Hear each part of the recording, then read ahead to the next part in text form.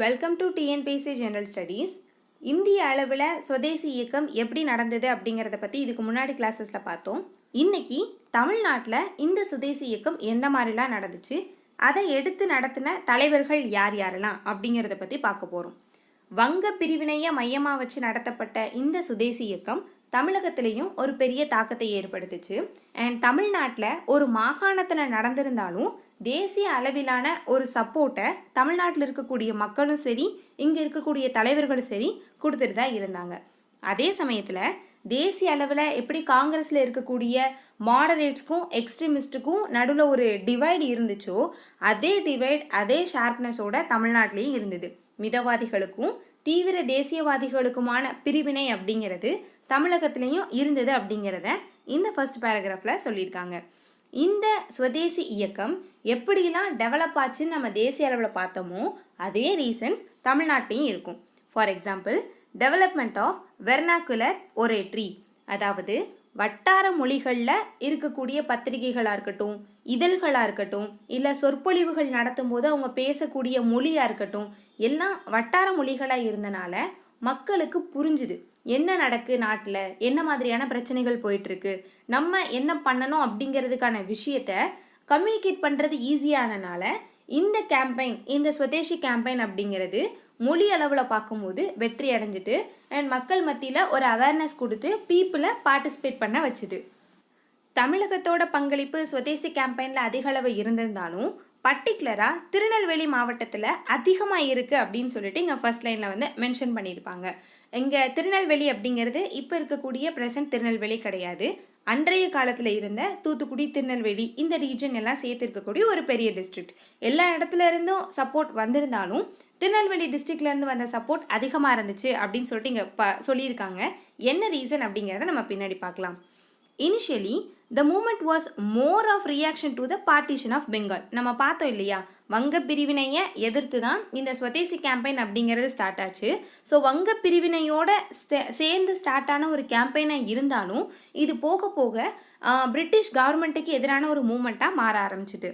And regular meetings were held to protest the partition. கண்டினியூஸாக என்ன செய்கிறாங்க, மீட்டிங்ஸ் நடத்துகிறாங்க. எதுக்கு? தலைவர்கள் வந்து மக்களை சந்தித்து பேசுகிறாங்க. இந்த மாதிரி பார்ட்டிஷன் பண்ணியிருக்காங்க, இது தவறு, இந்தியர்களை பிரிப்பதற்காக ஆங்கிலேயர்களோட சதி அப்படின்னு சொல்லிட்டு பீப்புளை கான்டாக்ட் பண்ணி அவங்களுக்கு தகவல்களை சொல்லிக்கிட்டே இருக்கும்போது பீப்புளும் நாட்டில் என்ன நடக்கு அப்படிங்கிறத தெரிஞ்சுக்கிட்டு அவங்களோட எதிர்ப்புகளை காட்டிட்டு வராங்க. The speakers in such meetings spoke mostly in the vernacular language to an audience that included students, lawyers, laborers at that time. இந்த மீட்டிங்லாம் நடக்குது இல்லையா, இங்கே வந்து நின்று பேசக்கூடியவங்க மேற்கத்திய மொழிகளில் இல்லாமல் அந்த பகுதியில் பேசக்கூடிய வட்டார மொழிகள்லேயே பேசும்போது கம்யூனிகேஷன் எஃபெக்டிவாக இருக்குது. அந்த மீட்டிங்கில் யாரெல்லாம் பங்கெடுக்கிறாங்கன்னு பார்த்தீங்கன்னா ஸ்டூடெண்ட்ஸ் இருக்கிறாங்க, லாயர்ஸ் இருக்கிறாங்க, லேபர்ஸும் இருக்கிறாங்க. அதாவது ஒரு சமூகத்தோட ஒட்டுமொத்த மக்களையும் பார்ட்டிசிபேட் பண்ண வைக்கிறது தான் ஒரு தேசிய இயக்கத்தோட முக்கியமான நோக்கம் அப்படின்னு நம்ம அடிக்கடி பார்த்துட்டு இருந்தோம். இந்த ஸ்வதேசி கேம்பெயின் அப்படிங்கிறது அதை செஞ்சிருக்கு. The shift from English oratory to vernacular oratory was a significant development of this time.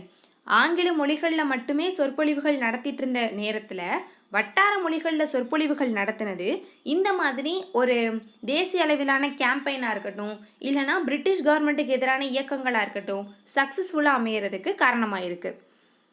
which had a huge impact on the mass politics in Tamil Nadu. Swadeshi meetings at the Marina Beach in Madras were a regular sight. Marina பீச்சில் என்ன செய்கிறாங்க, பொதுக்கூட்டங்கள் நடத்தி சொற்பொழிவுகள் ஆற்றுறாங்க. அந்த இடத்துல இந்த Swadeshi campaign ரொம்ப இம்பார்ட்டண்ட்டாக இருக்குது. The Moor Market Complex in Madras was another venue utilized for such gatherings. எந்தெந்த இடத்துலனா மக்கள் கூடுறாங்க அப்படிங்கிறத பார்த்துட்டு அந்தந்த இடங்களில் போய் சொற்பொழிவுகள் நிகழ்த்துறாங்க. அதில் 2 பிளேஸ் இங்கே கொடுத்துருக்காங்க மெட்ராஸில் மட்டும், Marina beach, Moore market complex. During the period 1905 to 1907, there are police reports calling students dangerous and their activities as seditious. Europeans in public places were greeted by the students with shouts of Vande Mataram. In 1907, Bipin Chandra Pal came to Madras and his speeches on the Madras beach electrified the audience and won new converts to the nationalist cause. அதிகமான police ரிப்போர்ட்லாம் file ஆகிட்டே இருக்குது. என்ன அப்படின்னா students வந்து ஆபத்தான ஒரு இயக்கங்களில் வந்து ஈடுபடுறாங்க, இல்லைனா செயல்களில் செய்கிறாங்க, அவங்க வந்து அரசுக்கு எதிரான நடவடிக்கைகளில் ஈடுபடுறாங்க அப்படின்னு சொல்லிட்டு இந்த பர்டிகுலர் டைமில் அதிகமான ரிப்போர்ட் ஃபைல் ஆயிருக்கு அப்படின்னு சொல்கிறாங்க. எங்கே பார்த்தாலும் ஸ்டூடெண்ட்ஸ் வந்து எப்படி கத்துறாங்க அப்படின்னு பார்த்தீங்கன்னா வந்தே மாதரம் அப்படின்னு கத்துறாங்க. இந்த வந்தே மாதரம் அப்படிங்கிற ஸ்லோகன் இந்த பார்ட்டிஷன் ஆஃப் பெங்கால் டைமில் பெங்கால்லேருந்து உருவான ஒரு ஸ்லோகன். ஸோ இது எல்லா இடத்துக்கும் என்ன ஆகுது அப்படின்னா பரவ ஆரம்பிக்குது. பிபின் சந்திரபால் மாதிரியான தலைவர்கள் இங்கே மெட்ராஸ்க்கு வந்து அவங்க ஸ்பீச் கொடுக்கும்போது இவங்க எல்லாருமே நேஷனலிஸ்ட் லீடர்ஸ். ஓகேயா, இப்போ நம்ம வந்து ஏதாவது ஒரு சின்ன பர்டிகுலர் லீடர் எடுத்துட்டோம் அப்படின்னா அவங்க ஒரு ரீஜனுக்கு சொந்தக்காரனாக இருப்பாங்க இல்லையா. திலகர் எடுத்துட்டோம் அப்படின்னா மகாராஷ்டிரா, பிபின் சந்திரபால் எடுத்துட்டோம்னா பெங்கால், லாலா லஜபதி ராய் எடுத்துட்டோம் அப்படின்னா பஞ்சாப். இப்படி ஒவ்வொருத்தரும் ஒவ்வொரு கார்னரில் இருந்தாலும் அவங்க வந்து இப்போ தேசிய தலைவர்கள். எங்கள் பிபின் சந்திரபாலும் ஒரு தேசிய தலைவர் தான் இல்லையா. ஸோ அவர் மக்களை சந்தித்து பேசும்போது மக்களுக்கெல்லாம் எப்படி இருக்குது அப்படின்னா உணர்ச்சி பொங்குறாங்க. எலக்ட்ரிஃபைடு அப்படின்னு கொடுத்துருக்காங்க பார்த்தீங்களா இந்த டேர்ம். அவங்களுக்கு வந்து தேசிய உணர்வு அப்படிங்கிறது அதிகமாகுது. The visit had a profound impact all over Tamil Nadu. The public speeches in the Tamil language created an audience which was absent during the formative years of the political activities in Tamil Nadu. இதுக்கு முன்னாடி யார் வந்து பேசினாலும் இல்லை எழுதினாலும் அவங்களோட மொழி அப்படிங்கிறது மேற்கத்திய மொழியாக இருந்துச்சு. ஏன்னா அந்த டைமில் எல்லாரும் பேசக்கூடிய ஒரு லாங்குவேஜ் அப்படிங்கிற போது அண்ட் இங்கிலீஷை பெரிய இடத்துலையும் வச்சுருந்தாங்க. பட் போக போக என்ன பண்ணுறாங்க அப்படின்னா மக்கள் அவங்களோட அடையாளங்களுக்கு முக்கியத்துவம் கொடுக்குறாங்க, அவங்க பேசக்கூடிய மொழிகளில் பேசுகிறாங்க. அப்படிங்கும்போது கம்யூனிகேஷன் இங்கே எஃபெக்டிவாக இருக்குது. ஸோ சொல்ல வேண்டிய கருத்து மக்களுக்கு போய் சேருது. அப்படிங்கும்போது அவங்க நினச்ச காரியமும் ரொம்ப சக்ஸஸ்ஃபுல்லாக நடக்குது. அதாவது பிரிட்டிஷ் கவர்மெண்ட்டை எதிர்க்கிறதுக்கு சாதாரண மக்கள் கூட என்ன செய்கிறாங்க அப்படின்னா பார்ட்டிசிபேட் பண்ணுறாங்க. VOC and Swadeshi steam navigation company என்னதான் தமிழ்நாட்டில் இருந்து ஸ்வதேஷி கேம்பெயினுக்கு சப்போர்ட் வந்திருந்தாலும் திருநெல்வேலி டிஸ்ட்ரிக்ட் அப்படிங்கிறத இன் பர்டிகுலராக பார்த்துருந்தோம் இல்லையா. அதுக்கு ரீசன் என்ன அப்படின்னா திருநெல்வேலி அப்படிங்கிறது இப்போ இருக்கக்கூடிய தூத்துக்குடி திருநெல்வேலி டிஸ்ட்ரிக்ட் சேர்ந்தது அப்படின்னு பார்த்தோம் இல்லையா. தூத்துக்குடி ஒரு இம்பார்ட்டண்டான ஒரு போர்ட்டு. இந்த போர்ட் வழியாக தான் என்ன செய்கிறாங்க அப்படின்னா நிறைய வணிகமாக இருக்கட்டும் இல்லைனா கப்பல்களாக இருக்கட்டும் வந்துட்டு போகுது. அதில் முக்கியமாக விஓசி மாதிரியான தலைவர்கள் என்ன செய்கிறாங்க, கப்பல் ஓட்டும் போது அதாவது அந்த துறைமுகத்தை பொருளாதார ரீதியாக அட்டாக் பண்ணும்போது ரொம்ப முக்கியமான ஒரு இடமா என்ன ஆகிறது, திருநெல்வேலி மாறிடுது. இந்த ஸ்வதேசி கேம்பெயினோட முக்கியமான விஷயமே அந்நிய பொருட்களை எதிர்க்கிறது, சுதேசிய பொருட்களை ஆதரிக்கிறது. சுதேசிய பொருட்களை ஆதரிக்கணும் அப்படிங்கும்போது வெளியிலேருந்து பொருள் உள்ளே வரக்கூடாது, அப்படி தானே. ஸோ உள்ளே வர்றதுக்கு முக்கியமான இடமே அந்த போர்ட்டு தான். ஸோ அந்த போர்ட்டை பிளாக் பண்ணிவிட்டு அங்கே இருக்கக்கூடிய தலைவர்கள் போராடும் போது திருநெல்வேலி அப்படிங்கிற ஒரு ஏரியா வந்து இந்த இடத்துல வரலாற்று ரீதியாக முக்கியத்துவம் வாய்ந்ததாக மாறுது. இது போக வாஞ்சிநாதன் இந்த மாதிரியான தலைவர்கள் எல்லாருமே என்ன செய்கிறாங்க, திருநெல்வேலியிலிருந்து தான் வராங்க. இந்த டைமில் தான் இன்னொரு தலைவர் எமர்ஜ் ஆகிறாரு, நம்ம தேசிய கவி பாரதியார். அவங்களும் எட்டயபுரத்தை சேர்ந்தவங்க. இப்போ தூத்துக்குடி டிஸ்ட்ரிக்ட் அன்றைய திருநெல்வேலி மாவட்டத்தில் இருந்த ஒரு பகுதி இல்லையா. ஸோ இந்த மாதிரி நிறைய தலைவர்கள் எல்லாருமே இந்த சவுத் ரீஜன்லேருந்து வரும்போது சவுத் இந்தியாவில் பர்டிகுலராக சவுத் தமிழ்நாடு ரொம்ப இம்பார்ட்டன்ட் வாய்ந்ததாக இருக்குது. Okay, VOC and Swadeshi steam navigation company. The Swadeshi movement in Tamil Nadu came to national attention in 1906. ரொம்ப ரொம்ப முக்கியமான பங்களிப்பு தமிழகத்தோடது. ஏன் அப்படின்னு பார்த்தீங்கன்னா V.O. Chidambaram mooted the idea of launching a Swadeshi shipping venture in opposition to the monopoly of the British in navigation through the coast. நம்ம இது நாள் வரைக்கும் பார்த்தோம் இல்லையா, நம்ம இந்தியாவிலேருந்து பொருட்கள் வெளியில் போகணும் அப்படின்னா அதுக்கு வரி அதிகமாக போடுறாங்க.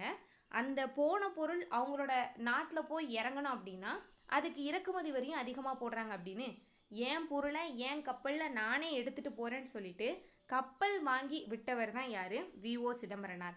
ஸோ இதனால தான் நம்ம இவங்களை என்னன்னு சொல்கிறோம், கப்பல் ஓட்டிய தமிழன் அப்படின்னு சொல்கிறோம் இல்லையா. ஸோ இது வந்து இந்த ஸ்வதேசி கேம்பெயினில் விஓசி ரொம்ப ரொம்ப இம்பார்ட்டண்டான ஒரு தலைவர். ஆங்கிலேயர்கள் மட்டுமே யூஸ் பண்ணிகிட்டு இருந்த இந்த நேவிகேஷனையும் இந்த பொருளாதாரத்தையும் என்ன செய்கிறாங்க அப்படின்னா இந்தியன்ஸ் வந்து ஆக்சஸ் பண்ணுறதுக்கு விஓசி ஹெல்ப் பண்ணுறாங்க. இன் 1906 VOC registered a joint start company called the Swadeshi steam navigation company. அந்த காலத்தில் சாதாரணமாக எல்லா விஷயங்களும் செஞ்சிட முடியாது, ஏன்னா அதிகாரத்திலேருந்து பலம் வரைக்கும் எல்லாம் ஆங்கிலேயர்களோட கையில் இருக்குது. பணபலம் நம்மக்கிட்ட இருந்தாலும் ஆதரவும் நமக்கு வேணும் இல்லையா? விஓசி என்ன பண்ணுறாங்க அப்படின்னா 2 கப்பல் வாங்குறதுக்கு அவருக்கு பணம் தேவைப்படுது. ஆனால் அதுக்கான கேஷ் வந்து அவர்கிட்ட இல்லை. ஸோ என்ன செய்கிறாங்க, தேவைப்படக்கூடிய மொத்த பணத்தையும் 40 ஷேராக பிரித்து நிறைய பேர்கிட்ட 40,000 ஷேராக பிரித்து 40,000 பேர்கிட்டேருந்து வாங்குறாங்க. அவங்களுக்கு 10 லட்சம் ரூபாய் தேவைப்படுது. அதை 40,000 பிரித்தா 40,000 பீசஸாக பிரித்தா ஒரு ஆள் எவ்வளோ கொடுக்கணும் அப்படின்னா 25 ரூபா கொடுக்கணும். 25 ரூபா அப்படிங்கிறது அந்த டைமில் கொடுக்கக்கூடிய ஒரு அமௌண்ட்டு தான்.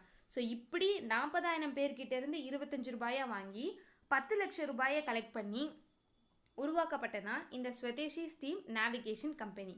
இந்த கம்பெனியோட பேரில் 2 கப்பல் வாங்குறாங்க. அந்த கப்பலோட பேர் என்ன அப்படின்னு பார்த்தீங்கன்னா எஸ்எஸ் கேலியா, எஸ்எஸ் லாவோ. எஸ்எஸ் அப்படிங்கிறது ஸ்வதேசி ஸ்டீம் அப்படிங்கிறத குறிக்கும். When in the other parts of India, the response to Swadeshi was limited to symbolic gestures of making candles and bangles, the idea of forging a Swadeshi steam navigation company was really spectacular.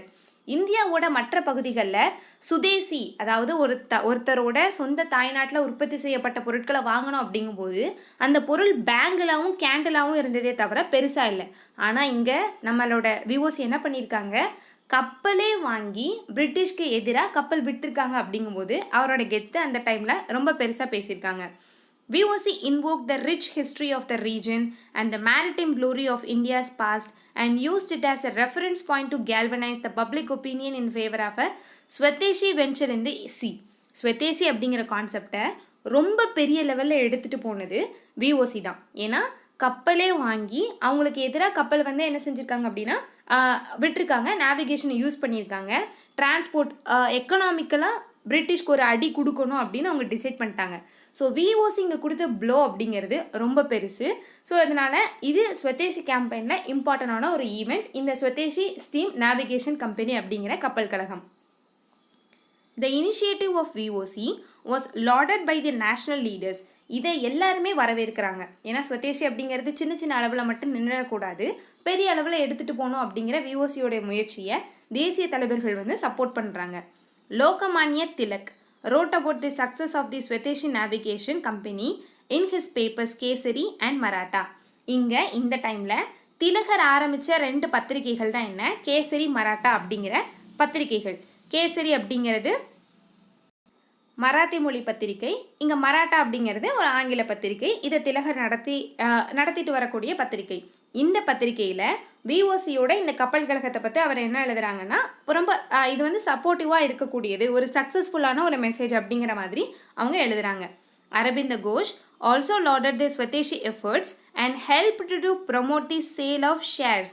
இங்கே அரவிந்த கோஷ் என்ன பண்ணுறாங்க அப்படின்னா, இந்த 40,000 share இருக்கு இல்லையா, இதுக்கு help பண்ணுறாங்க. யாராவது வாங்கணும், இவங்களுக்கு தெரிஞ்ச கையில் காசு இருக்கக்கூடிய அண்ட் இந்த பிரிட்டிஷ்க்கு எதிராக செயல்படக்கூடிய நிறைய பேரை மீட் பண்ணி இந்த ஷேரை வாங்குறதுக்கு அரவிந்த கோஷ் என்ன பண்ணுறாங்க அப்படின்னா ஹெல்ப் பண்ணுறாங்க. அந்த 40,000 ஷேரை வாங்கின மேஜரான ஷேர் ஹோல்டர்ஸ் யார் அப்படின்னு பார்த்தீங்கன்னா Pandithurai Thevar and Haji Fakir Mohammed. The initial response of the British administration was to ignore the Swadeshi company. As patronage for Swadeshi company increased, the European officials exhibited blatant bias and racial partiality against the Swadeshi steamship.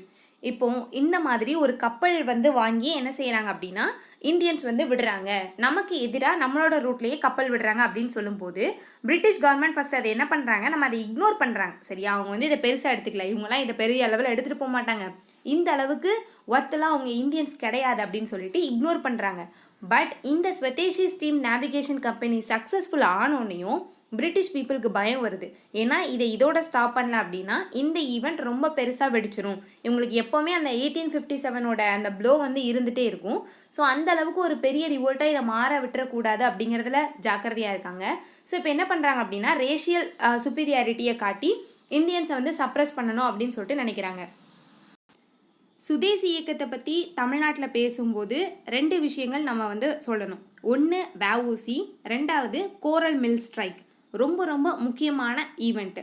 Coral mill strike அப்படிங்கிறது தமிழில் பவள ஆலை தொழில் நிறுத்த போராட்டம். இங்கே கோரல் நூற்பாலை வேலை நிறுத்தம் அப்படின்னே கொடுத்துருக்காங்க. ஆக்சுவலி இந்த பவள ஆலை வேலை நிறுத்த போராட்டம் அப்படின்னு சொல்லுவாங்க.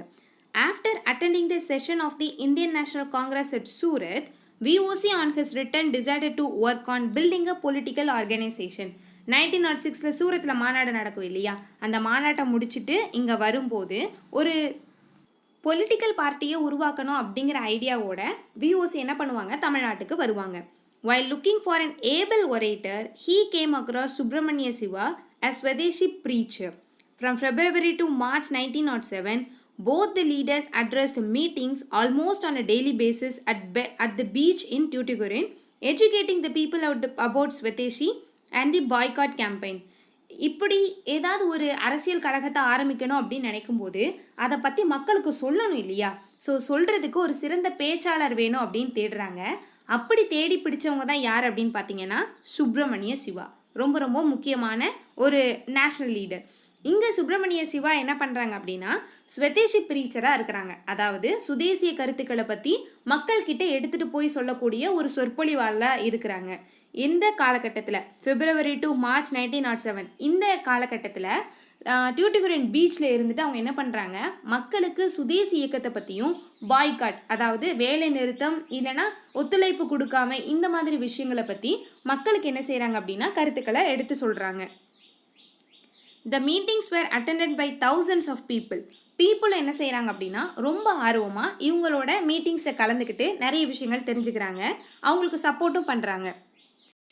These public gatherings were closely monitored by the administration. இந்த மாதிரி ஒரு கேதரிங்ஸ்லாம் நடந்துட்டு இருக்கும்போது பிரிட்டிஷ் கவர்மெண்ட் சும்மா இருப்பாங்களா? ஏன்னா மீட்டிங் போட்டு யாரை அப்போஸ் பண்ணி பேசுகிறாங்க, பிரிட்டிஷ் கவர்மெண்ட்டை. ஸோ அவங்கள வாட்ச் பண்ணிகிட்டே இருக்கிறாங்க. இப்போ வரைக்கும் இவங்க எந்த விதமான வயலன்ஸ்லையும் ஈடுபடல, சரியா? அவங்க அமைதியான முறையில் கூட்டம் கூட்டுறாங்க, பேசுகிறாங்க.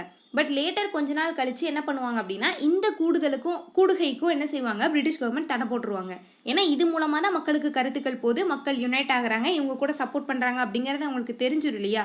ஸோ அப்போ என்ன பண்ணுவாங்க அப்படின்னா 2 பேருக்கு மேலே யாரும் கூடி நிற்கக்கூடாது, பேசக்கூடாது, பிரிட்டிஷ் கவர்மெண்ட் அப்போஸ் பண்ணி பேசக்கூடாது, எழுதக்கூடாது அப்படின்னு சொல்லிட்டு நிறைய சட்டங்களை வரிசையாக அடுக்கிடுவாங்க.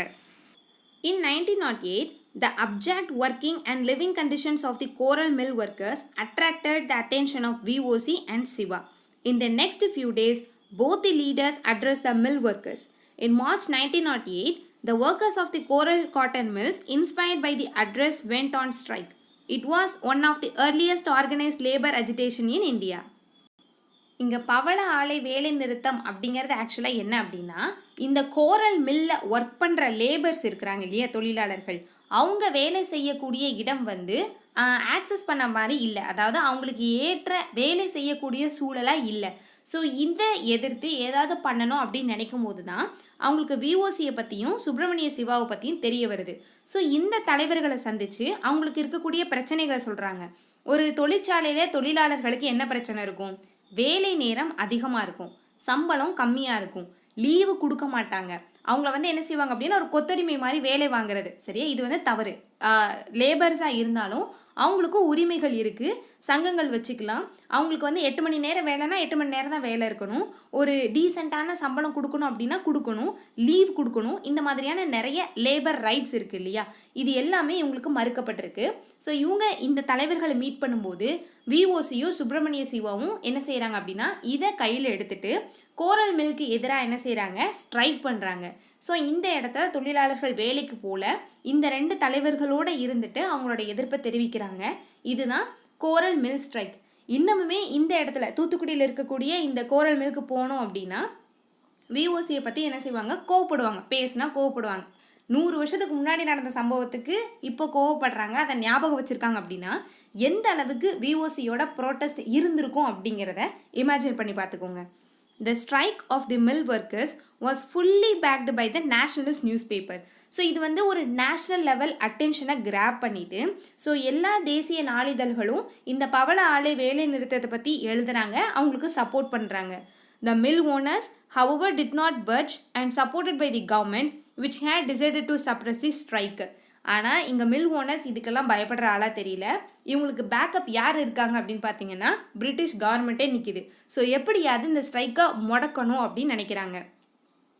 To further increase the pressure on the workers, the leaders were prohibited from holding any meetings இன் டியூட்டிகோரன் நம்ம பார்த்தோம் இல்லையா, இந்த மாதிரி மீட்டிங் போடுறத வாட்ச் பண்ணிட்டே இருக்கிறாங்க. நமக்கு பிரச்சனை அப்படின்னோனையும் இனிமேல் யாரும் மீட்டிங்லாம் போடக்கூடாது, மேடையில் நின்று பேசக்கூடாது அப்படிங்கிறத தடை பண்ணிடுவாங்கன்னு இப்போ இதை தான் செய்கிறாங்க. இனிமேல் தூத்துக்குடியில் யாருமே என்ன செய்யக்கூடாது, மீட்டிங் போட்டு பேசக்கூடாது அப்படின்னு சொல்லிட்டு கவர்மெண்ட் சொல்லிடுறாங்க. Finally the mill owners decided to negotiate with the workers, conceit their demands. என்ன செய்யலை அப்படின்னா, தொழிலாளர்கள் வந்து வேலைக்கே போகலைன்னா அவங்களால எப்படி ஃபேக்ட்ரி ரன் பண்ண முடியும்? ஸோ மில் ஓனர் என்ன பண்ணுறாங்க, சரி நம்ம நெகோஷியேட் பண்ணிக்கலாம், உங்களோட டிமாண்ட்ஸ் எல்லாம் நாங்கள் ஏற்றுக்கிறோம் அப்படின்னு சொல்லிட்டு ஒரு பீஸ்க்கு வந்து வராங்க. This victory of the workers, முதல்ல ஒரு லேபர் அசோசியேஷன் வந்து ஒரு பெரிய அஜிடேஷன் பண்ணுறாங்க, ஒரு கிளர்ச்சியில் ஈடுபடுறாங்க, வேலை செய்ய மாட்டோம் அப்படின்னு சொல்கிறாங்கன்னா இதுதான் ஒரு மேஜரான ஈவெண்ட் அப்படின்னு சொல்கிறாங்க. ஸோ இது வந்து ஒரு பெரிய victory ஒர்க்கர்ஸ்க்கானது. Excitement among the militants in Bengal and it was held by the newspapers in Bengal. ஏன்னா இது எல்லாமே வங்க பிரிவினை மையப்படுத்தி நடக்கக்கூடிய ஒவ்வொரு விஷயங்களாக தான் இருக்குது இல்லையா. இந்த ஸ்வதேசி கேம்பெயினாக இருக்கட்டும், ஸ்வதேசி ஸ்டீம் நேவிகேஷன் கம்பெனியாக இருக்கட்டும், கோரல் மில்க் ஸ்ட்ரைக்காக இருக்கட்டும். ஸோ இந்தியாவோட தென்பகுதியில் கிடைச்ச வெற்றி வந்து கிழக்கு பகுதியில் இருக்கக்கூடிய பெங்காலுக்கு சப்போர்ட் பண்ணுற மாதிரி இருக்குது. ஸோ இங்கே இருக்கக்கூடிய வெற்றியை அவங்களும் என்ன செய்கிறாங்க அப்படின்னா கொண்டாடுறாங்க. பெங்கால் பீப்புளுக்கு என்ன செய்து பிடிச்சிருக்கு. And it was held by the newspapers in Bengal. தேசிய அளவிலான பத்திரிகைகளாக இருக்கட்டும், பெங்காலில் இருக்கக்கூடிய பத்திரிகைகளாக இருக்கட்டும், இந்த ஈவெண்ட்டை ரொம்ப ப்ரைஸ் பண்ணி எழுதுகிறாங்க. For instance, Aurobindo Ghosh Vande Mataram hailed the strike as forging a bond between educated class and the masses, which is the first great step towards Swaraj. நம்ம பார்த்ததான் இல்லையா, ஒரு தேசிய இயக்கத்தில் சாதாரண மக்களையும் பங்கெடுக்க வைக்கிறது தான் ஒரு நேஷனலிஸ்டோட வேலை. இந்த இடத்துல படித்தவர்களையும் மாசஸையும் இந்த ஈவெண்ட் இணைச்சிருச்சு. ஏன்னா தொழிலாளர்களுக்கு ஹெல்ப் பண்ண வச்சிருக்கு இல்லையா. ஸோ இதுதான் ஃபர்ஸ்ட் ஸ்டெப், ஸ்வராஜுக்கான ஃபர்ஸ்ட் ஸ்டெப் இதுதான் அப்படின்னு சொல்லிட்டு அரவிந்த கோஷ் அவரோட பத்திரிகையான வந்தே மாதரம் அப்படிங்கிறதுல எழுதுறாங்க. வங்க மொழியில் நிறைய சவுண்டு அப்படிங்கிறது இருக்காது. நம்ம வங்கதேசம் அப்படின்னு சொல்லுவோம், பட் இங்கிலீஷில் பங்களாதேஷ் அப்படின்னு இருக்கும். ரவீந்திரநாத் தாகூர் நம்ம சொல்லுவோம், ஆனால் எழுதும்போது ரவீந்திரநாத் தாகூர் அப்படின்னு எழுதுறோம் இல்லையா. வடை அப்படின்னு சொல்கிறத படான்னு சொல்கிறது இல்லையா. ஸோ அப்படிங்கிற சவுண்ட் பீல இருக்கு. ஓகேயா, வந்தே மாதரம் அப்படிங்கிறத வந்தே மாதரம் அப்படின்னே சொல்லியிருப்பாங்க. ரெண்டு ஒன்று தான், கன்ஃபியூஸ் ஆக வேண்டாம். Every victory of Indian labour is a victory for the nation. அதான் நம்ம பார்த்தோம் இல்லையா, இந்தியாவோட தென்பகுதியில் இருக்கக்கூடிய ஒரு வெற்றியை கிழக்கு பகுதியில் இருக்கக்கூடிய வங்காளத்தை சேர்ந்தவர்கள் கொண்டாடுறாங்க அப்படின்னா இது என்ன அர்த்தம், நம்ம எல்லாரும் ஒரே நாட்டில் வசிக்கிறோம், ஒரே பிளேஸை ஷேர் பண்ணிக்கிறோம். அப்போது தேசியம் அப்படிங்கிற கருத்து இப்படி தான் கொஞ்சம் கொஞ்சமாக தான் டெவலப் ஆகுது. ஒரு இந்தியனுக்கு கிடைச்ச வெற்றி இன்னொரு இந்தியனுக்கு வந்து கொண்டாடுறதுக்கு சமமானதா அப்படின்னு சொல்லிட்டு சொல்கிறாங்க. இந்தியாவோட எந்த ஒரு லேபருக்கு கிடைச்ச வெற்றினாலும் அது நாட்டுக்கு கிடைச்ச வெற்றி மாதிரி. ஸோ நேஷனலிசம் அப்படிங்கிற கான்செப்டாக இருக்கட்டும், லேபர் அப்படிங்கிற கான்செப்டாக இருக்கட்டும், கொஞ்சம் கொஞ்சமாக டெவலப் ஆகுது. பின்னாடி வந்து அம்பேத்கர்லாம் இருக்காங்க இல்லையா, அவங்கெல்லாம் லேபருக்கு ரொம்ப சப்போர்ட் பண்ணியிருப்பாங்க. நம்ம அவங்க அரசியல் முகமாக மட்டும்தான் பார்த்துருப்போம், சோஷியலாக பார்த்துருப்போம், அண்ட் கான்ஸ்டிடியூஷன் பில்ட் பண்ணாங்க அப்படிங்கிறதுல பார்த்துருப்போம். பட் லேபர் மூமெண்ட்டில் அம்பேத்கரோட ரோல் அப்படிங்கிறது ரொம்ப பெருசு. ஸோ ஒருத்தரை ஒரு சைடாக மட்டும் பார்க்கக்கூடாது. நம்ம விஓசி அப்படின்னா செக்கு இழுத்தார் அப்படிங்கிறதோட விட்டுருவோம். பட் இங்கே மில் ஸ்ட்ரைக்கில் ஹெல்ப் பண்ணியிருக்காங்க, 2 கப்பல் வாங்கி விட்டுருக்காங்க. அவங்களுக்கு வந்து மல்டி டைமென்ஷனில் இருக்கும் இல்லையா. ஸோ எல்லா ஃபேஸஸையும் ஒரு நேஷனல் லீடருக்கு பார்த்துடணும். எக்ஸாமுக்கு நம்ம படித்த மாதிரி ஆச்சு, ஒரு தலைவரை பற்றி தெரிஞ்சுக்கிட்ட மாதிரியும் ஆச்சு. அண்ட் நெக்ஸ்ட், சவுத் தமிழ்நாட்டிலேருந்து வந்த இன்னொரு இம்பார்ட்டண்டான ஒரு நேஷ்னல் லீடர் இல்லைனா நேஷ்னல் பொயட் அப்படிங்கிறத பார்த்தீங்கன்னா சுப்பிரமணிய பாரதியார். சுப்பிரமணியம் அப்படிங்கிறத அவரோட இயற்பெயர், பாரதி அப்படிங்கிறது அவருக்கு வழங்கப்பட்ட பட்டம். எட்டயபுர அரசவை கவிஞராக இருக்கும்போது அந்த எட்டயபுர அரசர் கொடுத்த பட்டம் தான் என்ன, பாரதி அப்படிங்கிறது. பாரதி அப்படிங்கிறதுக்கு one who blessed by Saraswati அப்படின்னு சொல்லிட்டு அர்த்தம். The growth of newspapers both in English and Tamil language aided the swadeshi movement in Tamil Nadu. நம்ம திரும்ப பார்த்தது தான், தமிழ் மொழியில் பத்திரிகைகள் வந்தது, ஸ்வதேசி மூமெண்ட் தமிழ்நாட்டில் ரொம்ப ஷார்ப்பாகவும் ரொம்ப சக்ஸஸ்ஃபுல்லாகவும் நடந்ததுக்கு காரணமாக இருந்தது. G Subramaniam was one of the first among the leaders to use newspapers to spread the nationalist message across a larger audience. G Subramaniam அப்படிங்கிறவங்க பத்திரிகைகளை தேசிய கருத்துக்கள் பரப்புறதுக்கு யூஸ் பண்ண one of the great leaders அப்படின்னு சொல்லிட்டு சொல்லலாம். Subramaniam along with 5 others founded the Hindu, இப்போ இருக்கக்கூடிய பத்திரிகை தான் ஹிந்து பத்திரிகையை என்ன செய்கிறாங்க, இவங்களும் சுப்பிரமணியமும் அவங்களோட சேர்ந்து 5 பேரும் சேர்ந்து என்ன செய்கிறாங்க, ஸ்டார்ட் பண்ணுறாங்க. இது எல்லாமே கொஸ்டின் ஏரியா, ஓகேயா, கேட்கலாம். தி ஹிந்து பத்திரிகையை தொடங்கினது யார் அப்படின்னு சொல்லிட்டு ஜி சுப்பிரமணியம். இது ஒரு ஆங்கில நாளிதழ். அண்ட் ஸ்வதேசமித்திரன் அப்படிங்கிறது தமிழில் வெளிவந்த முதல் நாளிதழ். அதை பக்கத்திலே கொடுத்துட்டாங்க. ஸோ ஆங்கிலத்திலையும் தமிழ்லையும் பத்திரிகைகள் தொடங்கி அதில் தேசியம் பற்றிய கருத்துக்களையும் இங்கே ஸ்வதேசி இயக்கம் பற்றிய கருத்துக்களையும் எழுதுகிறாங்க. In 1906, a book was published by Subramaniam to condemn the British actions during the Congress conference in Basel. Swadesamithran extensively reported nationalist activities, particularly news regarding VOC and his speeches in Tuticorin. இந்த இடத்துல G Subramaniam என்ன பண்ணுறாங்க அப்படின்னா, ஆங்கிலேயர்கள் பண்ண நிறைய விஷயங்களை எதிர்த்து அவரோட ஒரு புத்தகத்தில் எழுதி வெளியிடுறாங்க. அந்த புக்கு 1906 வெளியே வருது. இந்த ஸ்வதேசமித்திரன் பத்திரிகையில் நேஷ்னல் லெவலில் என்னென்ன ஆக்டிவிட்டீஸ்லாம் நடந்திருக்கு, எந்தெந்த தலைவர்கள் என்னென்ன விஷயங்கள்லாம் செஞ்சாங்க, ஆங்கிலேயரை எதிர்த்து இந்தியர்கள் செய்த வேலைகள் என்ன அப்படிங்கிறத பற்றி ரொம்ப டீட்டெயிலாக எழுதுகிறாங்க. பர்டிகுலர்லி தூத்துக்குடியில் நடந்த விஓசியோட ஸ்ட்ரைக்காக இருக்கட்டும், அவர் செய்த நிறைய வேலைகளாக இருக்கட்டும், அதை பற்றி எழுதுகிறாங்க. ஏன்னா இது இந்த ரீஜன்லேருந்து வர்றது இல்லையா. அண்ட் லேட்டர் சுப்பிரமணிய பாரதியார் ஸ்வதேசமித்திரனோட ஆசிரியராக கூட இருப்பார். Subramania Bharati became the sub-editor of Swadeshamitran around the time 1904 when Indian nationalism was looking for a fresh direction. இங்கே நல்லா கவனிக்கணும். சுதேசி இயக்கம் அப்படிங்கிறது 1905க்கு அப்புறம் வந்த ஒரு ஈவெண்ட் தான். பட் இந்த பத்திரிகைகள்லாம் அதுக்கு முன்னாடியே வந்துருச்சு. சரியா, வந்த பத்திரிகைகளை இந்த இயக்கத்துக்கு ஆதரவாக பயன்படுத்துகிறாங்க. ஸோ இது எப்படின்னா, இதுக்கப்புறம் நேஷனலிசம் அப்படிங்கிற ஒரு கருத்து ரொம்ப ஸ்ட்ராங்காக உருவானதில் பத்திரிகைகளோட பங்களிப்பு அதிகமாக இருக்குது அப்படிங்கிறத நமக்கு காட்டுது. When Indian nationalism was looking for a fresh direction, Bharati was also editing Chakravartini, a Tamil monthly devoted to the cause of Indian women. So இங்கே நமக்கு இன்னொரு ஃபேக்ட் வந்துருச்சு இல்லையா. நம்ம நிறைய கேள்விகளை பார்ப்போம், இது எந்த புக்கில் இருந்துடா எடுத்திருப்பாங்க அப்படின்னு நம்ம முட்டுவோம். பட் நமக்கு இருக்கக்கூடிய ஸ்கூல் புக்கை நம்ம பார்த்துருக்கவே மாட்டோம். எல்லா ஃபேக்ட்டும் ஸ்கூல் புக்கில் இருந்தால் வருது. நம்ம தெளிவாக படிச்சிருக்க மாட்டோம். நோட்ஸ் எடுக்கிறது இருக்குதான். நோட்ஸ் எடுக்கும்போது நம்ம ஒவ்வொரு வரியாக நம்ம பார்ப்போம் இல்லையா. ஸோ எந்த ஒரு வார்த்தையும் நம்ம கண்ணை தப்பி போகாது. எல்லா ஃபேக்டையும் நம்ம பிடிச்சிடலாம். இங்கே நிறைய கேள்வி, இந்த ஒரு லைன்லேருந்தே நிறைய கேள்வி எடுக்கலாம் பாருங்களேன். சக்கரவர்த்தினி அப்படிங்கிற இதில் யார் நடத்தியிருக்கா? பாரதி நடத்தியிருக்காங்க. இது என்னது ஆக்சுவலி? சக்கரவர்த்தினி அப்படிங்கிறது ஒரு தமிழ் மந்த்லி. சரியா, ஒரு தமிழ் மாத இதழ்.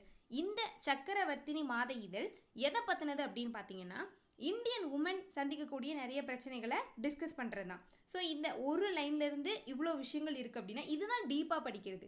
டீப்பாக படிக்கிறது அப்படின்னா ஒரு இஷ்யூவை பற்றியே நிறைய படிக்கிறது கிடையாது. இந்த சக்கரவர்த்தினி இதில் பற்றி நம்ம படிக்கணுங்கிற அவசியம் கிடையாது. பட் இதை எந்தெந்த ஆங்கிள்லேருந்து கேள்விகள் கேட்கலாம், எப்படிலாம் கேள்விகள் கேட்கலாம் அப்படின்னு நம்ம யோசிச்சிட்டோம் அப்படின்னா அதான் டீப்பாக படிக்கிறது. சரியா, ஸோ ஃபேக்டை மிஸ் பண்ணாமல் படிங்க. அவர் ஆல்ரெடி ஒரு மாத இதழை நடத்திட்டு தான் இருக்கிறாங்க. அண்ட் ஸ்வதேசமித்திரன் அப்படிங்கிற நாளிதழுக்கு சப் எடிட்டராக இருக்கிறாங்க. இந்தியான்னு சொல்லிட்டு இன்னொரு பத்திரிகையை நடத்துவாங்க. ஸோ பத்திரிகைகளோட பங்களிப்பில் பாரதியோட பங்கும் அதிகமாக இருக்கும். நம்ம பார்த்தோம் இல்லையா, ஒரு தலைவரை மல்டி டைமென்ஷனில் பார்க்கணும் அப்படின்னு சொல்லிட்டு பாரதியாரை கவிஞராக மட்டும் பார்க்காம ஒரு பத்திரிகையாளராகவும் பார்க்கணும். 2 events had a significant impact on Subramania Bharati. A meeting in 1905 with Sister Nivedita, an Irish woman and a disciple of Vivekananda, whom he referred to as Gurumani, teacher, greatly inspired his nationalist ideas. இந்த இடத்துல Subramaniya Bharatiya 2 event ரொம்ப பாதிக்கப்படுது. ஒன்று என்ன அப்படின்னு பார்த்தீங்கன்னா, 1905 ஒருத்தங்களை அவங்க மீட் பண்ணுறாங்க. மீட் பண்ணுற பர்சன் யார் அப்படின்னு பார்த்தீங்கன்னா சிஸ்டர் நிவேதிதா. இந்த நிவேதிதா அப்படிங்கிறவங்க சுவாமி விவேகானந்தரோட சீடர். சரியா, இவங்கள பாரதி என்னன்னு குறிப்பிடுறாங்க அப்படின்னு பார்த்தீங்கன்னா குருமணி அப்படின்னு சொல்லிட்டு சொல்கிறாங்க, டீச்சர் அப்படின்னு சொல்லிட்டு சொல்கிறாங்க. இவங்க பாரதியை ரொம்ப இன்ஸ்பயர் பண்ணியிருக்காங்க தேசிய அளவிலான கொள்கைகளில்.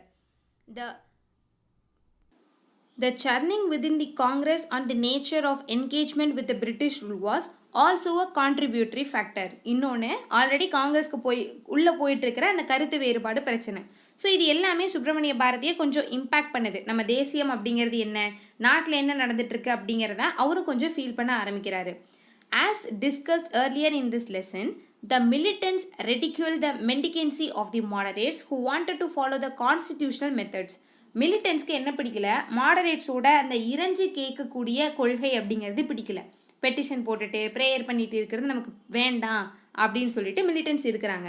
Bharathi had little doubt in his mind that the British rule had to be challenged with a fresh approach and methods applied by the militant nationalists appealed to him more.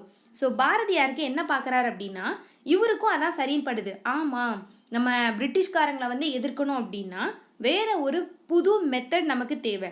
ஏன்னா பிரிட்டிஷ் பீப்புள் கிட்ட power இருக்குது, weapons இருக்குது, எல்லா கண்ட்ரோலும் அவங்க கையில் தான் இருக்குது. அப்படிங்கும்போது பெட்டிஷன் போட்டு அவங்கள மாற்றலாம் அப்படிங்கிறது சாத்தியமே இல்லாத ஒரு விஷயம். ஸோ இவங்கள ஒரு ஃப்ரெஷ் அப்ரோச் பண்ணி தான் என்ன செய்ய முடியும் அப்படின்னா டீல் பண்ண முடியும் அப்படின்னு சொல்லிட்டு பாரதியார் யோசிக்கிறாங்க. ஸோ அப்படி பார்த்தோம் அப்படின்னா பாரதியார் மாடரேட் இல்லைன்னா அவர் மிலிட்டன்ட் தான் இல்லையா, ஒரு தீவிர தேசியவாதி தான் இல்லையா. ஸோ அப்படி தான் அவங்க. Okay, for instance his fascination with Tilak grew after the Surat session of the Congress in 1907. He translated into Tilak's tenets of the new party and a booklet on the Madras militants trip to the Surat Congress in 1907. And இந்த டைமில் தான் திலகரை பற்றி அவங்களுக்கு நிறைய தெரிய வருது. And திலகரோட சுதேசிய கருத்துக்கள் பாரதிக்கு ரொம்ப பிடிச்சிருது. அண்ட் அங்கே நடக்கக்கூடிய மாநாடுகள்லையும் பங்கேற்றுக்கிட்டு திலகரோட அந்த நெருக்கம் அப்படிங்கிறது அதிகமாகும் போது திலகர் மீதான ஈடுபாடு அதிகமாகுது. திலகர் யார்? ஒரு தீவிர தேசியவாதி. ஸோ பாரதியார் என்ன பண்ணுறாங்க அப்படின்னா தீவிர தேசியவாத பார்த்த வந்து சூஸ் பண்ணுறாரு. இது போக திலகரோட டெனன்ட்ஸ் ஆஃப் நியூ பார்ட்டி அப்படிங்க இருக்கக்கூடிய புத்தகத்தை தமிழாக்கம் செய்கிறாங்க. சரியா? Bharathi edited a Tamil weekly India which became the voice of the radicals. நம்ம பார்த்தோம் இல்லையா, இந்தியான்னு சொல்லிட்டு இன்னொரு பத்திரிகை கூட நடத்துவாங்க அப்படின்னு. இது என்னன்னு பார்த்தீங்கன்னா weekly, Swadesamitran daily, India weekly, Chakravartini monthly. So எது எந்தெந்த இதழ் அப்படிங்கிறத பார்த்துக்கோங்க. ஒன்றும் இல்லை, 4 இதழ், மாத இதழ், வார இதழ், அது என்ன அப்படிங்கிறத பார்த்துக்கோங்க. ஏன்னா இந்த இடத்துல கூட நம்ம மிஸ்டேக்ஸ் பண்ணுவோம். ஸோ அதை வந்து கவனமாக இருக்கக்கூடிய ஒரு area. Arrest and imprisonment of VOC and Subramania Siva. இப்போ என்ன பார்க்க போகிறோம் அப்படின்னா இந்த தலைவர்களோட ஆக்டிவிட்டீஸ் அதிகமாக இருக்குது. பிரிட்டிஷ் பீப்புள் இதை பார்த்துட்டு சும்மாலாம் இருக்க மாட்டாங்க, கண்டிப்பாக பிடிச்சி ஜெயிலில் போட்டுருவாங்க. ஸோ யாரை ஜெயிலில் போட்டாங்க, அதனால் என்ன நடந்துச்சு அப்படிங்கிறத பார்க்குறோம். இப்போது அதிகமாக ஆக்டிவிட்டீஸில் ஈடுபட்டு இருக்கிறது விஓசியும் சுப்பிரமணிய சிவாவும் தான். ஸோ இவங்க 2 பேரையும் பிடிச்சி ஜெயிலில் போட்டாங்க. On March 9, 1907, Bipin Chandra Pal was released from prison after serving a 6-month jail sentence. The Swadeshi leaders in Tamil Nadu planned to celebrate the day of his release as Swarajya Day in Tirunelveli. இங்கே பிபின் சந்திரபால் வந்து பெங்காலில் Swadeshi campaign நடத்திட்டு இருப்பார் இல்லையா. So அந்த தலைவரை பிடிச்சி ஜெயிலில் போட்டாங்க. 6 மாதம் கழித்து பிபின் சந்திரபால் ஜெயிலிருந்து வெளியே வராங்க. பெங்கால்லேருந்து பிபின் சந்திரபால் வெளியே வந்ததுக்கு தமிழ்நாட்டில் அதுவும் திருநெல்வேலியில் இருக்கக்கூடிய ஸ்வராஜிஸ்ட் வந்து என்ன பண்ணுறாங்க அப்படின்னா அவர் ரிலீஸ் ஆகி வெளியே வரக்கூடிய அந்த நாளை ஸ்வராஜ்யா டேயை செலிப்ரேட் பண்ணணும் அப்படின்னு சொல்லிட்டு பிளான் பண்ணுறாங்க. ஸோ இந்த ஸ்வராஜ்யா டே செலிப்ரேஷனில் விஓசியும் சுப்பிரமணிய சிவாவும் பார்ட்டிசிபேட் பண்ணுறாங்க. இந்த காரணத்துக்காக தான் இவங்கள ஜெயிலுக்கு பிடிச்சு போட்டுருவாங்க. இந்த லோக்கல் அட்மினிஸ்ட்ரேஷன் ரெஃப்யூஸ்டு பர்மிஷன், இந்த டேயை செலிப்ரேட் பண்ணுறதுக்கு லோக்கல் அட்மினிஸ்ட்ரேஷன் பர்மிஷன் கொடுக்கல. ஸோ அதை மீறி என்ன செய்கிறாங்க அப்படின்னா செலிப்ரேட் பண்ணுறாங்க. VOC, Subramania Siva and Padmanabha Iyengar defied the ban and went ahead. அந்த தடையை மீறி என்ன செய்கிறாங்க அப்படின்னா சுராஜ்ய நாள் செலிப்ரேஷனை வந்து நடத்துகிறாங்க. They were arrested on March 12, 1908 on charges of sedition. அதாவது அரசுக்கு எதிராக செயல்படுறாங்க அப்படின்னு சொல்லிட்டு அவங்கள என்ன செய்கிறாங்க, பிடிச்சி ஜெயிலில் போட்டுறாங்க. ஸ்வராஜ்ய டே என்னைக்கு செலிப்ரேட் பண்ணியிருக்காங்க, March 9, 1907. என்னைக்கு இவங்களை ஜெயிலில் போட்டிருக்காங்க அப்படின்னு பார்த்தீங்கன்னா March 12, 1908. The local public, angered over the arrest of the prominent Swadeshi leaders, reacted violently. So இந்த தலைவர்கள் எல்லாருமே அந்த காலத்தில் இருந்த ரியல் ஹீரோஸ். ஓகேயா, பீப்புளுக்கு வந்து இவங்களை ரொம்ப பிடிக்கும்.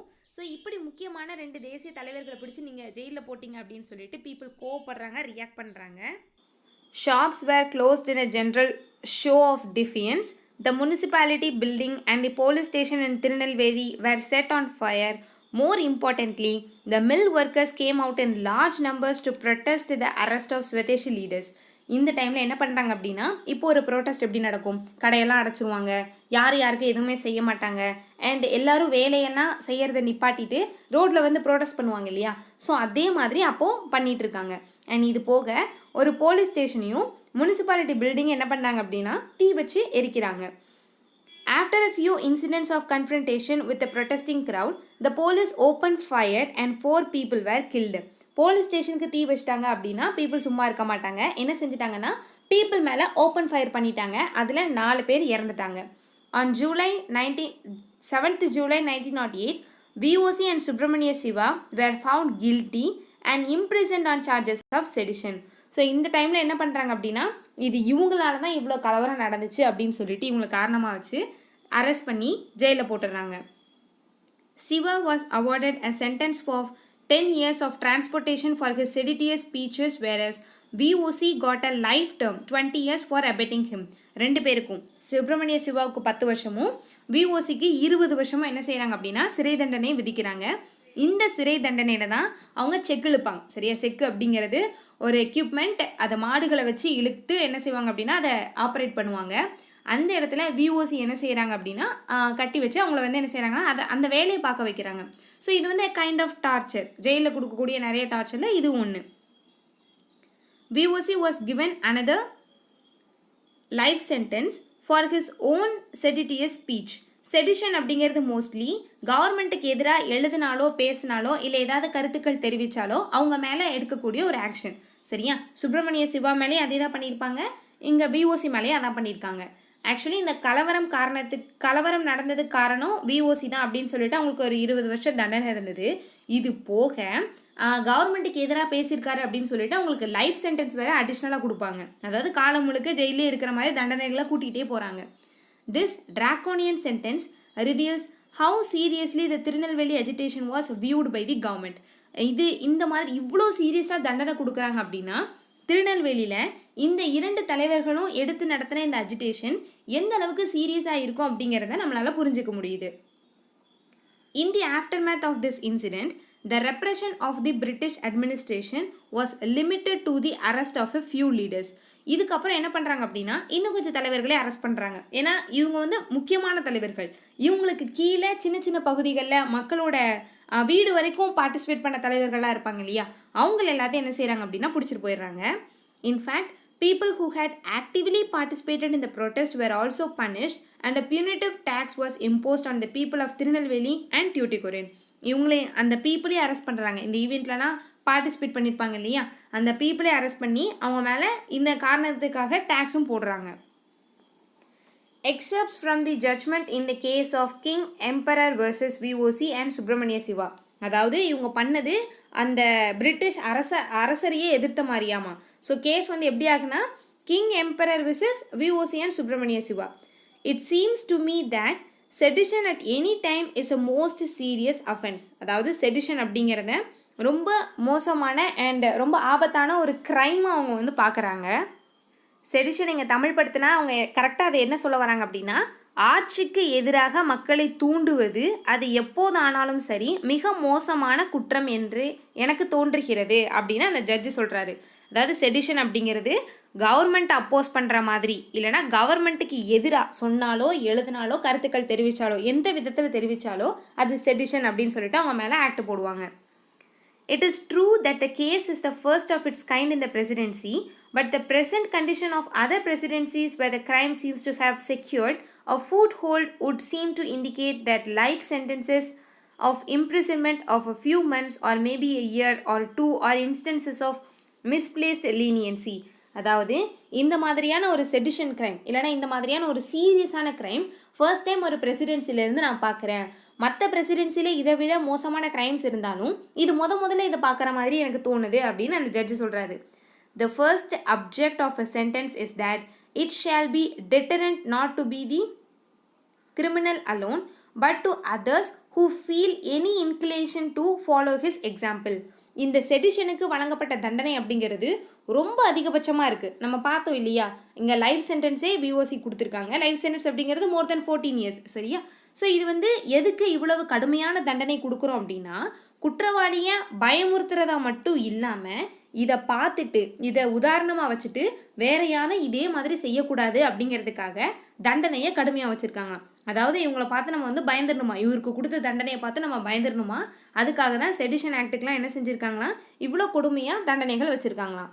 Here we have to deal with the campaign of sedition which nearly ended in revolt. The accused are morally responsible for all the lives lost in quelling the riots that ensued on their arrest. அதாவது இந்த sedition அப்படிங்கிறது என்னன்னா ஒரு நீண்ட வால் மாதிரி போயிட்டே இருக்குது.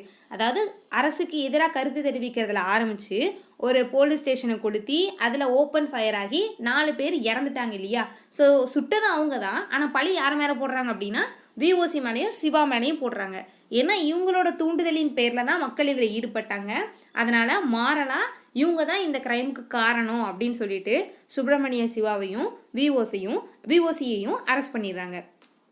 இப்படி அரெஸ்ட் பண்ணதை பார்த்துட்டு மற்ற தேசிய தலைவர்களும் மக்களும் சும்மா இருப்பாங்களா அப்படின்னு கேட்டிங்கன்னா கண்டிப்பாக கிடையாது. மக்களுக்கு கோவம் வரும்.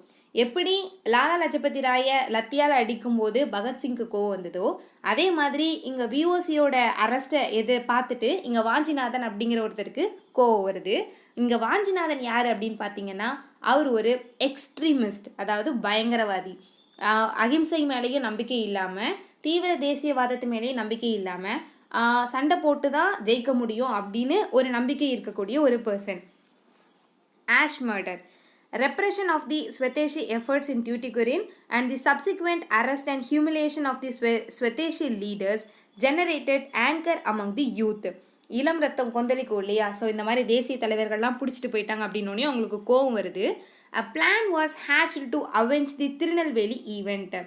A sustained campaign in the newspapers about the repressive measures of the British administration also played a decisive role in building people's anger against the administration. இதனால் வரைக்கும் பார்த்துட்டு பொறுத்துட்டு இருந்த பீப்புளுக்கு பிரிட்டிஷோட இந்த அடக்குமுறைகளை பார்க்கும்போது கோபம் வர ஆரம்பிக்குது. அதுவும் ரொம்ப அதிகமான அளவில் கோபம். ஏன்னா அந்த அளவுக்கு அவங்களுக்கு உள்ளே இருந்திருக்கு இல்லையா, ஹேட்ரடு, அது எல்லாமே வெளியில் வருது. ஸோ என்ன பண்ணுறாங்க அப்படின்னா அவங்களுக்கு எதிராக நேரடியான நடவடிக்கைகளில் ஈடுபடுறாங்க. In June 1911 the collector of Tirunelveli Robert Ash, திருநெல்வேலியோட கலெக்டர் தான் யார், ராபர்ட் ஆஷ், was shot dead at Maniyachi அப்படிங்கிற பிளேஸில் திருநெல்வேலி கலெக்டரை சுட்டு கொண்டுட்டாங்க. Railway station by Vanchinathan. சுட்டது யார், வாஞ்சிநாதன் அப்படின்னு சொல்லக்கூடிய ஒரு பர்சன். இவங்களை என்னென்னு சொல்லுவாங்க அப்படின்னா வீரவாஞ்சி அப்படின்னு சொல்லுவாங்க. ஏன்னா ரொம்ப சின்ன பையன், அவங்க ஷூட் பண்ணும்போது ரொம்ப சின்ன பையன். ஸோ அதுக்கு ஒரு கண்டிப்பாக தைரியம் வேணும் இல்லையா, இவங்களை வீரவாஞ்சி அப்படின்னு சொல்லுவாங்க. Born in the Travancore state in 1880, he was employed as a forest guard at Punalur in the then Travancore. அதாவது ட்ரெவாங்கூர் அப்படிங்கிறது இப்போ இருக்கக்கூடிய கேரளா, கன்னியாகுமரி எல்லாம் சேர்த்தது இல்லையா. இது இப்போ தான் நம்ம கரெக்டாக என்ன செஞ்சுருக்கோம், வேறு ஸ்டேட்டாக டிவைட் பண்ணியிருக்கோம். அப்போ இந்த பகுதிகளாக சேர்ந்துருந்தது. ஸோ இது கரெக்டாக எக்ஸ்ட்ரீம் சவுத் ஆஃப் திருநெல்வேலி இல்லைனா தூத்துக்குடி எடுத்துக்கலாம். ஸோ அந்த பகுதியில் தான் வாஞ்சிநாதன் அப்படிங்கிறவங்க பிறந்திருக்காங்க 1880களில். எங்கே வேலை பார்க்குறாங்க அப்படின்னா ஒரு ஃபாரஸ்ட் கார்டாக ட்ரெவாங்கூர் அரசில் வேலை பார்க்குறாங்க. புனலூர் அப்படிங்கிற ஒரு இடத்துல ட்ரெவாங்கூர் அரசுக்கு வேலை செய்கிறாரு Vanchinathan. He was one of the members of a radical group called Bharat Mata association. So இவங்களை என்னென்னு சொல்கிறான் அப்படின்னா ரேடிக்கல்ஸ் அப்படின்னு சொல்லலாம். ஏன்னா அவங்களுக்கு இம்மிடியட்டாக சேஞ்ச் வேணும் அப்படின்னு நினைப்பாங்க, ரொம்ப முன்னோக்கி யோசிப்பாங்க, அண்ட் ஆக்ஷன்ஸ் டேரெக்டாக இருக்கும். ஸோ இவங்க ரேடிக்கல்ஸ் அப்படின்னு சொல்லுவாங்க. இவங்க எந்த சங்கத்தை சேர்ந்தவங்க அப்படின்னா பாரத மாதா சங்கம். அது இங்கிலீஷில் பாரத் மாதா அசோசியேஷன் அப்படின்னு சொல்லிட்டு கொடுத்துருக்காங்க. பேரு முக்கியம், மறந்துடக்கூடாது. The aim of the association was to kill the European officers and inspire Indians to revolt. இந்த சங்கத்தோட நோக்கம் என்ன அப்படின்னு பார்த்தீங்கன்னா ஐரோப்பிய ஆஃபீஸர்ஸை கொல்லணும், இது மூலமாக மக்களுக்கு என்ன செய்யணும் அப்படின்னா இன்ஸ்பயர் பண்ணணும் அப்படிங்கிறது தான். எப்படி பெங்காலில் அனுசீலன் சமிதி பண்ணிகிட்டு இருந்தாங்களோ அதே வேலையை இங்கே சவுத்தில் பாரத மாதா அசோசியேஷன் பண்ணுறாங்க. which they believed would eventually lead to Swaraj. இதுதான், அதாவது அவங்களோட நோக்கம் ஒன்று தான், கோல் ஒன்று தான், ஆனால் அவங்க எடுத்துக்கிட்ட ப்ராசஸ் அப்படிங்கிறது வேறு வேறையான ஒரு விஷயங்கள். ஒரு குரூப் ஆஃப் பீப்புள் அகிம்சையை கையில் எடுக்கிறாங்க, இன்னொரு குரூப் ஆஃப் பீப்புள் போராட்டங்களை கையில் எடுக்கிறாங்க, இன்னொரு குரூப் ஆஃப் பீப்புள் வன்முறையை கையில் எடுக்கிறாங்க. அந்த வன்முறையை கையில் எடுத்த பீப்புள் தான் யார், ரேடிக்கல்ஸ், எக்ஸ்ட்ரீமிஸ்ட், என்ன வேணாலும் சொல்லலாம். Vanchinathan was trained in the use of a revolver as part of the mission by V.V. Subramaniar in Pondicherry. இந்த பாரத மாதா சங்கம் அப்படிங்கிறது பாண்டிச்சேரியில் செயல்படக்கூடிய ஒன்று. எதுக்கு பாண்டிச்சேரியில் நிறைய சங்கங்களாக இருக்கட்டும், பாரதியாருக்கு கூட ஒரு இஷ்யூ வரும். அவர் வந்து விஓசியோட விஓசியோட கேஸில் வந்து என்ன செஞ்சுருப்பாங்க அப்படின்னா ஆஜராகி விஓசிக்கு ஆதரவாக சாட்சி சொல்லியிருப்பாங்க. ஸோ இது வந்து பிரிட்டிஷ் கவர்மெண்ட்டுக்கு பிடிக்காது, பாரதியாரை பிடிக்கணும் அப்படின்னு ட்ரை பண்ணுவாங்க. அப்போ பாரதியார் என்ன பண்ணுவாங்க அப்படின்னா புதுச்சேரியில் போய் தங்கிடுவாங்க. புதுச்சேரிக்கு எதுக்கு போகிறாங்க, நிறைய சங்கங்களாக இருக்கட்டும், இல்லை ஆங்கிலேயருக்கு எதிரான ஏதாவது ஆக்டிவிட்டீஸாக இருக்கட்டும், ஏன் பாண்டிச்சேரியில் நடக்கு அப்படின்னா சிம்பிள், பாண்டிச்சேரி ஃப்ரெஞ்சு கையில் இருந்தது, பிரிட்டிஷ்க்கும் ஃப்ரெஞ்சுக்கும் ஆகவே ஆகாது. ஸோ என்ன விதமான விஷயங்களாக இருந்தாலும் ஒன்று பாண்டிச்சேரியில் நடக்கும், இல்லைனா யூரோப்பியன் கண்ட்ரிஸ் எடுத்துட்டிங்க அப்படின்னா ஃப்ரான்ஸில் பாரிஸில் நடக்கும். சரியா, இது எல்லாமே ஒரு சின்ன லாஜிக்கல் கனெக்ஷன், படிப்பு போக நம்ம தெரிஞ்சுக்க வேண்டிய சின்ன சின்ன விஷயங்கள் தான். சரியா, ஸோ இப்படி இந்த பாண்டிச்சேரியில் செயல்பட்டு வர பாரத மாதா அசோசியேஷனில் என்ன பண்ணுறாங்க, விவி சுப்பிரமணியர் அப்படின்னு சொல்லக்கூடிய ஒரு பர்சன் தான் வாஞ்சிநாதக்கு என்ன பண்ணுறாங்க அப்படின்னா ட்ரெயின் பண்ணுறாங்க. ஒரு ரிவால்வரை எப்படி வந்து ஆப்ரேட் பண்ணணும் அப்படின்னு சொல்லிட்டு இவங்க தான் சொல்லி கொடுக்குறாங்க. After shooting Ashe at the Maniyachi junction, Vanchinathan shot himself with a same pistol. அவங்க வாஞ்சிநாதன் வந்து என்ன செய்கிறாங்க, ஆஷ் துரையை சுட்டு கொண்டுட்டு அதே துப்பாக்கியால் தன்னை தானே சுட்டுக்கிறாங்க. ஏன்னா பிடிச்சா என்ன செஞ்சுருவாங்க, அவங்களோட மரணம் அப்படிங்கிறது ஆங்கிலேயரோட கையில் சாகக்கூடாது, அதுதான் அவங்களோட நோக்கம். சரியா, ஸோ அவங்கள ஷூட் பண்ணிவிட்டு இவங்க தன்னைத்தானே ஷூட் பண்ணிவிட்டு இவரும் இறந்துடுறாரு வித் சேம் பிஸ்டல். இறக்கும்போது அவரோட சட்டை பையில் ஒரு லெட்டர் இருக்குது. அதில் என்ன எழுதிருந்துச்சு அப்படின்னா, which helps to understand the strands of inspiration for the revolutionaries like Vanchinathan. இவரை மாதிரி இன்னும் நிறைய ரெவல்யூஷனரிஸ் வர்றதுக்கு வந்து என்ன செய்யுது அப்படின்னா காரணமாயிடுச்சு. ரேடிக்கல்ஸு, எக்ஸ்ட்ரீமிஸ்ட், ரெவல்யூஷனரிஸ் எல்லாமே இந்த பயங்கரவாதிகள் குறிக்கக்கூடிய வார்த்தைகள் தான். சரியா, பயங்கரவாதிகள் அப்படின்னு அவங்கள சொல்ல முடியாது, அவங்க தேசியத்தை அடையிறதுக்கு வன்முறையை கையில் எடுத்துட்டாங்க அப்படின்னு சொல்லலாம். த ஆஃப்டர்மெத் ஆஃப் தி அசாசினேஷன், ஆஷ் படுகொலைக்கு அப்புறம் என்ன நடக்குது அப்படின்னு பார்த்தீங்கன்னா, during the course of the trial, the British government was able to establish that VVS, அதாவது இந்த விவி Subramaniyanar and other political exiles in Pondicherry were in close and active association with the accused in the Ash murder conspiracy. Ash murder நடந்தது திருநெல்வேலியில், அதாவது அன்றைய ட்ரவாங்கூர் மணியாச்சி, இப்போ இருக்கக்கூடிய தூத்துக்குடி மணியாச்சியில் நடந்திருக்கு. இந்த கான்ஸ்பிரசியில், அதாவது இந்த கூட்டுச்சதியில் யாரெல்லாம் ஈடுபட்டிருக்காங்க அப்படின்னு பார்த்தீங்கன்னா, புதுச்சேரியை மையமாக வச்சு செயல்பட்ட பாரத மாதா அசோசியேஷன், விவி சுப்பிரமணியனார், இவரோட சேர்ந்த ரேடிக்கல்ஸ் அப்படின்னு சொல்லிட்டு தெரிய வருது. The colonial administration grew more suspicious with the Pondicherry groups and their activities. அவங்களுக்கு இன்னும் சந்தேகங்கள் அதிகமாயிட்டே வருது. Such an atmosphere further scuttled the possibility of nationalist propaganda and their activities in Tamil Nadu. அதாவது ஒரு கலெக்டரை ஷூட் பண்ணி கொள்கிற அளவுக்கு இவங்களுக்கு தைரியம் வந்துருச்சு, அவங்க இந்த அளவுக்கு இறங்க ஆரம்பிச்சிட்டாங்க அப்படின்னு தெரிஞ்சோன்னையும் பிரிட்டிஷ் என்ன செஞ்சுட்டாங்க, இதுக்கு மேலேயே நம்ம ஆக்ஷன்ஸ் எடுக்கல அப்படின்னா நிலைமை கைமீறி போயிடும் அப்படின்னு சொல்லிட்டு ரொம்ப ஸ்ட்ரிக்டாக எல்லா விதமான ஆக்டிவிட்டீஸ்லையும் தமிழ்நாட்டில் வந்து என்ன செய்கிறாங்க அப்படின்னா தடை பண்ணிகிட்டே வராங்க. As a fallout of the repressive measure taken by the colonial government, the nationalist movement in Tamil Nadu entered a period of lull and some sort of revival happened only with the home rule movement in 1916. இதுக்கப்புறம் தமிழ்நாட்டில் பெருசாக event வரல, ஏன்னா British people பிடிக்க ஆரம்பிச்சிட்டாங்க, இப்படியே போனால் சரி வராது அப்படின்னு சொல்லிட்டு. அண்ட் எல்லா முக்கியமான தலைவர்களும் ஜெயிலுக்கு போயிட்ட காரணத்தினால ஆக்டிவிட்டீஸ் அப்படி கொஞ்சம் கொஞ்சமாக குறைஞ்சிக்கிட்டே வருது. இதுக்கப்புறம் தமிழ்நாட்டில் எப்போ பெரிய அளவில் ஒரு ஈவெண்ட் நடக்குது அப்படின்னு பார்த்தீங்கன்னா, ஹோம் ரூல் மூமெண்ட் இன் 1916. அதாவது ஹோம் ரூல் மூமெண்ட் அப்படின்னு ஒரு இயக்கம் நடக்கும். சரியா, நம்ம அது வரும்போது பார்க்கலாம். 1916 அப்புறம் தான் என்ன ஆகுது, தமிழ்நாடு மறுபடியும் நேஷனலிஸ்ட் ஈவெண்ட்டில் பார்ட்டிசிபேட் பண்ண ஸ்டார்ட் பண்ணுது. ஸோ இது தமிழகத்தை பொறுத்த வரைக்கும் சுதேசி இயக்கம் நடந்த நிகழ்வுகள், முக்கியமான தலைவர்கள். ஒரு இம்பார்ட்டண்டான ஃபேக்ட் மறந்துட்டேன், இங்கே சுப்பிரமணிய சிவா இருக்காங்க இல்லையா, அவருக்கு வந்து தொழுநோய் இருக்கும். அந்த நோயோடு தான் என்ன செய்வாங்க, ஒவ்வொரு இடத்துக்காக போயிட்டு மக்கள்கிட்ட போயிட்டு நிறைய விஷயங்கள் சொல்லுவாங்க. ட்ரெயினில் ட்ராவல் பண்ணுவாங்களாம். ட்ரெயினில் ட்ராவல் தானே பண்ண முடியும், இப்போ தான் பஸ் அப்படிங்கிறது ரொம்ப அடிக்கடி போகிற மாதிரி இருக்குது. அந்த டைமில் எல்லாரும் ஆக்சஸ் பண்ணக்கூடிய ஒரு டிரான்ஸ்போர்ட் அப்படின்னு பார்த்தீங்கன்னா ட்ரெயின்ஸ் தான். ஸோ இவரை பிடிக்கிறதுக்காக ட்ரெயின்ஸில் வந்து பிரிட்டிஷ் பீப்புள் என்ன பண்ணியிருப்பாங்கன்னா, தொழுநோய் இருக்கிறவங்க என்ன செய்யக்கூடாது, ரயிலில் வந்து பயணம் செய்யக்கூடாது அப்படின்லாம் சொல்லியிருப்பாங்களாம். அதனால் சுப்பிரமணிய சிவாவால் என்ன செய்ய முடியாது, ஒரு டிரான்ஸ்போர்ட்டை ஆக்சஸ் பண்ண முடியாதனால அந்த நோயோடையும் நடந்தே போய் நிறைய பேருக்கு சுதேசி கருத்துக்களை எடுத்து சொல்லியிருக்காங்க அப்படின்னு சொல்லியிருக்காங்க. நிறைய தலைவர்கள் பேரளவில் மட்டும் இருந்தாலும் இல்லைனா ஒரு என்ன சொல்லலாம், ஒரு ஷோகேஸ் லீடர்ஸாக இருந்தாலும் இங்கே ஃபீல்டில் இறங்கி வேலை பார்த்த தலைவர்களை வந்து நம்ம இன்னும் மறந்துக்கிட்டே வரோம். இவங்கள மறந்துடக்கூடாது அப்படிங்கிறதுக்காக தான் வரலாறு அப்படிங்கிறது இன்னொரு முக்கியமான பாடமாக பள்ளிகள்லேயும் சரி காம்படிட்டிவ் எக்ஸாம்ஸ்லேயும் சரி இருக்குது. தலைவர்களை மறக்காத வரைக்கும் நமக்கு நல்லது. ஏன்னா வரலாறு ரொம்ப ரொம்ப முக்கியம். இந்த வீடியோ உங்களுக்கு பிடிச்சிருந்துச்சுன்னா லைக் பண்ணுங்கள், ஷேர் பண்ணுங்கள், கமெண்ட் பண்ணுங்கள், மறக்காமல் சப்ஸ்கிரைப் பண்ணுங்கள். தேங்க்யூ.